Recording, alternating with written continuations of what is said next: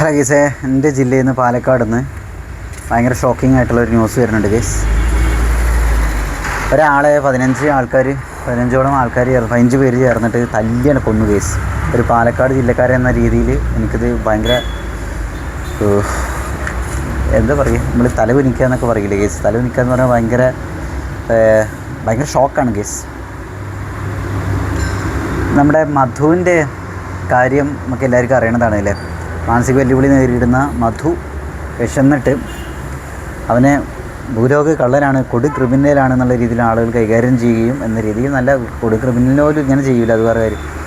കുതിര പിടിച്ച് തല്ല്, അവസാനം മർദ്ദിച്ച് ആൾക്കൂട്ട വിചാരണയ്ക്ക് ഒക്കെ ആയിട്ട് ആൾ അവസാനം മരിച്ചു പോയി, ആളെ കൊന്നു, അങ്ങനെയുള്ളൊരവസ്ഥ.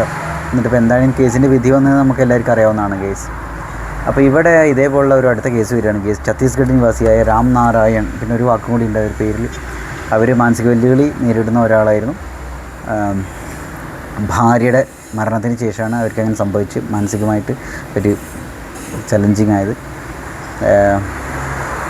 കുട്ടികളൊക്കെ ഉണ്ട്, അങ്ങനെ ഒരു അവസ്ഥയാണ്. എന്നിട്ട് ജോലി അന്വേഷിച്ചിട്ട് ഇവിടെ കേരളത്തിലേക്ക് വരികയാണ്. അപ്പോൾ ഇവരുടെ അവസ്ഥ എന്ന് വെച്ചിട്ടുണ്ടെങ്കിൽ മൂപ്പര് മാനസിക വെല്ലുവിളി നേരിടുന്ന ആളെന്ന രീതിയിൽ തന്നെ. എൻ്റെ സംശയം എന്താ വെച്ചാൽ എങ്ങനെയാണ് ഇവർ കേരളത്തിലെത്തിയതാണ്, ആരാണ് കേരളത്തിലേക്ക് എത്തിച്ചെന്നൊരു സംഗതിയുടെ കേസ്.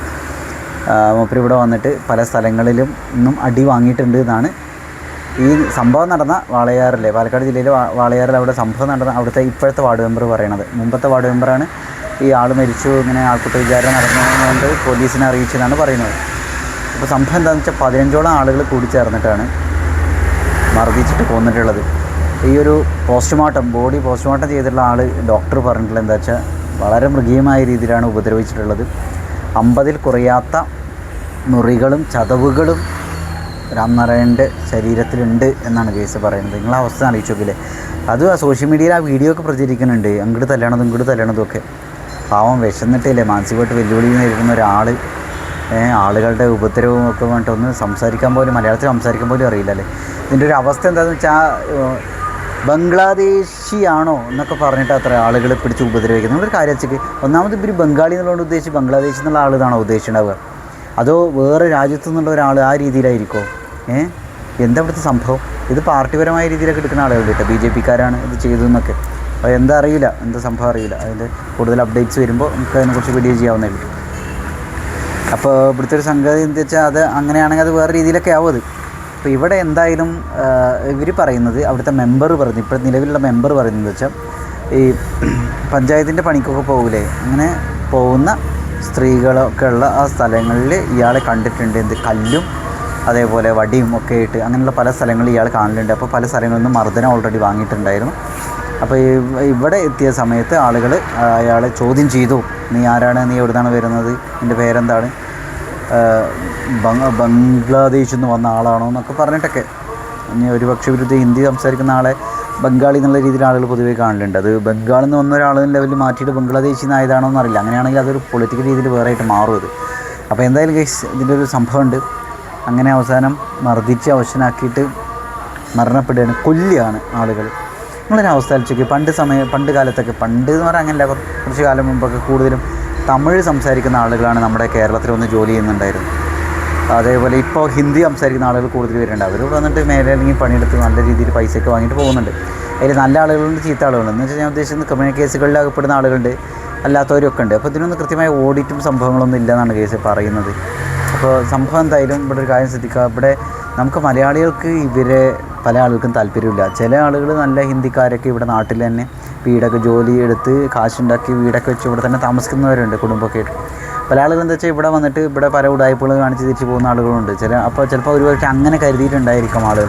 എന്നാലും ഒരാളെ ഉപദ്രവിച്ച് നിയമം കയ്യിലെടുക്കാനുള്ള ഒരു ഇതുമില്ല, ഒരു റൈറ്റ്സും നമുക്ക് ആയിരിക്കില്ല കേസ്. അതുമാത്രമല്ല, ഒരാളെ തല്ലിക്കൊല്ലുക എന്ന് പറഞ്ഞിട്ടുണ്ടെങ്കിലേ മനസാക്ഷി എന്ന് പറഞ്ഞ സംഗതിയൊക്കെ എവിടെയാണ് കേസ്? പക്ഷെ എന്തായാലും ആ വീഡിയോ എന്നിട്ട് പ്രചരിപ്പിച്ചിരുന്നു. എന്തായാലും അവസ്ഥ, മനസാക്ഷി മരവിക്കുന്ന സംഗതികൾ.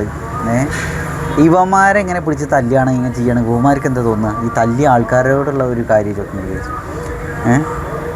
അല്ല, അങ്ങനെ തല്ലണം എന്നല്ല കേട്ടോ പറയണത്.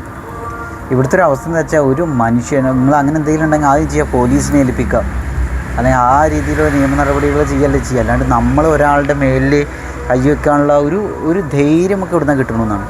പക്ഷെ പൊതുവേ നമ്മളിപ്പോൾ കണ്ട് മനസ്സിലാക്കിയ ഒരു കാര്യം എന്താ വെച്ചാൽ ഈ ഗ്രാമപ്രദേശങ്ങളിൽ ഇങ്ങനെ ആരെങ്കിലും എന്തെങ്കിലുമൊക്കെ ചെയ്യുമ്പോൾ പലരും ആ ചെയ്യുന്ന ആളെ പിടിച്ച് തല്ലലുണ്ട്. പിന്നീടാണ് പോലീസിനെ വിളിക്കുന്നത്. പലരും പോലീസിനെ വിളിക്കില്ല, തച്ച് എരപ്പേ കിട്ടാണ്ട് വിടും. ഇതാണ് അവസ്ഥ. മറ്റേ ആളുടെ ഒരു ബാക്ക്ഗ്രൗണ്ട് എന്താണ്, ആൾ ചെയ്ത തെറ്റെന്താണ്, ഇതൊന്നും ആരും പലരും നോക്കില്ല. വരണവനും പോണവനൊക്കെ തല്ലി പോകണ്ടായിരിക്കും. എന്തായാലും ഈ തല്ല് കൊണ്ടവർക്കും ജീവിതം ഒരു ലെവലിലെത്തിയിട്ടുണ്ട്. തല്ല് കൊണ്ട ആൾ മരിച്ചുപോയി. പാവല്ലേ, നിങ്ങൾ ആ വേദന, എത്ര വേദന അനുഭവിച്ചിട്ടുണ്ടാവും. വിശപ്പിൻ്റെ വേദന, ഒരു കാര്യം കമ്മ്യൂണിക്കേറ്റ് ചെയ്യാൻ പറ്റാത്ത വേദന, അതേപോലെ തന്നെ എന്താ പറയുക, തല്ലുകൊണ്ടിട്ട് ഇത്രയും ക്രൂരമായ രീതിയിൽ മർദ്ദനങ്ങൾ ഏറ്റുവാങ്ങി അതിൻ്റെ ഒരു അവസ്ഥ. പാവം. എന്തായാലും കേരളത്തിന്, പ്രത്യേകിച്ച് പാലക്കാടിന് എന്താ പറയുക, വളരെ രീതിയിൽ കുറ്റബോധം തോന്നാനുള്ള, പാലക്കാട് എന്ന് പറയുമ്പോൾ പെട്ടെന്ന് ആ മധു അല്ലേ, അതേപോലെ രാംനാരായൺ എന്നൊക്കെ പറയുമ്പോഴുള്ള ഒരു അവസ്ഥ ആലോചിച്ച് നോക്കുക കേസ്. അപ്പോൾ എന്തായാലും ഇതൊക്കെയാണ് പാലക്കാട് നിന്ന് വരുന്ന പുതിയ വാർത്തകൾ. ഇതിലെ വേറൊരു മരണം സംഭവിച്ചുള്ളത് ഇന്ന് ശ്രീനിവാസൻ്റെ മരണം ഒന്ന് സംഭവിച്ചിട്ടുണ്ട്.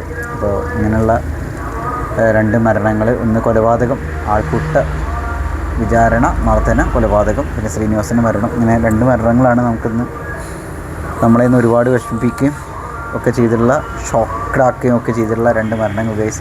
എന്തായാലും ഈ 15 പേര് ചേർന്നിട്ടൊരു പാവത്തിനെ തല്ലി കൊല്ലുക എന്ന് പറഞ്ഞാൽ നിങ്ങളെ അവസ്ഥ ഒന്ന് ആലോചിച്ച് നോക്കുക. എന്താണ് ഇവരെന്തത് ഹീറോയിസം വിചാരിക്കുന്നുണ്ടോ, അതൊരു പൊളിറ്റിക്കൽ പവർ എന്നാണ് വിചാരിക്കുന്നത്, നാറിത്തരം കാണിക്കുന്നത്. പിന്നെ ഇവരിതിനെ വേറെ രീതിയിൽ ട്വിസ്റ്റ് ചെയ്യാൻ ശ്രമിക്കുന്നുണ്ട് ഗൈസ്. അതായത് സംഭവം എന്താ വെച്ചാൽ, അയാൾ മാരകമായ ആയുധങ്ങൾ വെച്ചിട്ട് കല്ലും വടിയും ഒക്കെ ഉപയോഗിച്ചിട്ടാണ് നടന്നിരുന്നത്. അപ്പോൾ ഞങ്ങൾ അയാളെ പിടിച്ച് തല്ലിയതാണ്. ഇന്നത്തെ കാര്യം തല്ലാനുള്ള അവകാശം നമുക്ക് ആയിരിക്കില്ല. പിന്നെ മാരകമായ ആയുധങ്ങൾ പിടിച്ച് നടക്കുക എന്ന് പറഞ്ഞാൽ അതിന് വേറൊരു വേർഷനില്ല കേസ്. ഇയാളെ പല ആളുകളും ചിലപ്പോൾ തല്ലുകയും കല്ലെറിയുകയും ഒക്കെ ചെയ്തിട്ടുണ്ടാവും. അപ്പോൾ ഇയാൾ പേടിച്ചിട്ട് ജോലി അന്വേഷിച്ച് നടക്കുന്ന സമയത്ത് ഇയാൾ പേടിച്ചിട്ട് എന്ത് ചെയ്തിട്ടുണ്ടായിരിക്കും, ഇയാളുടെ പ്രൊട്ടക്ഷന് വേണ്ടിയിട്ട് എന്ത് ചെയ്തിട്ടുണ്ട്, സേഫ്റ്റിക്ക് വേണ്ടിയിട്ട് ഈ കല്ലും ഇതൊക്കെ ചിലപ്പോൾ കയ്യിൽ വെച്ചതായിരിക്കാം. അപ്പോൾ ആളുകൾ അത് തെറ്റിദ്ധരിച്ചിട്ടുണ്ടായിരിക്കും വേറെ രീതിയിൽ. പിന്നെ വേറെ കാര്യമുണ്ട്, ആളുകൾ അവരുടെ ഫ്രസ്ട്രേഷൻ തീർക്കാൻ വേണ്ടി മറ്റുള്ള ഒരാളുടെ മേലിൽ കൈ വെക്കുക, അയാളെക്കുറിച്ച് കുൽസിതം പറയുകയൊക്കെ ചെയ്യുമ്പോഴാണ് പ്രത്യേകിച്ച് പ്രബുദ്ധ മലയാളിക്ക് ഒരു സന്തോഷം സമാധാനം ഉള്ളൂ തോന്നുന്നു കേസ്. അപ്പോൾ ഇതിനെ ന്യായീകരിക്കാനും ഒരുപാട് ആളുകളുണ്ടാവും എന്നതിൽ ഒരു സംശയമില്ല എന്നാണ് കേസ് എനിക്ക് തോന്നുന്നത്. എന്തായാലും ഒരു പാലക്കാടുകാരൻ എന്ന രീതിയിൽ എനിക്കിത് വളരെ ഷോക്കിംഗ് ആയിട്ടുള്ള ഒരു വാർത്തയാണ് കേസ്.